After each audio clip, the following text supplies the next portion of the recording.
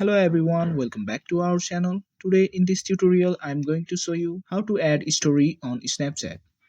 To add story on Snapchat, firstly open your Snapchat application. Now you can either capture the photo or you can post the photo from your gallery as well. If you want to click photo, tap on round button at the middle of your screen.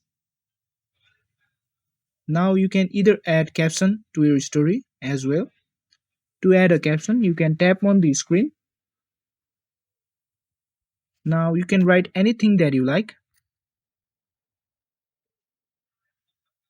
Now to add this photo to your story, you have to click on story button which is in between save and send to button at the bottom of your screen. Now tap on story button. After that, tap on add button to add to your story. You can see that it has been added to your story. To see the picture that you have added on your story, tap on your profile icon at the top left corner of your screen. You can see that you have already posted a story in a my story section.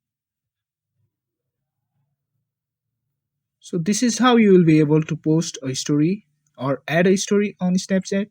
If you found this video to be helpful, go ahead and give us a like. Also don't forget to subscribe to our channel and press that notification bell so that you'll never miss another upcoming videos from us. Thank you and see you in next video.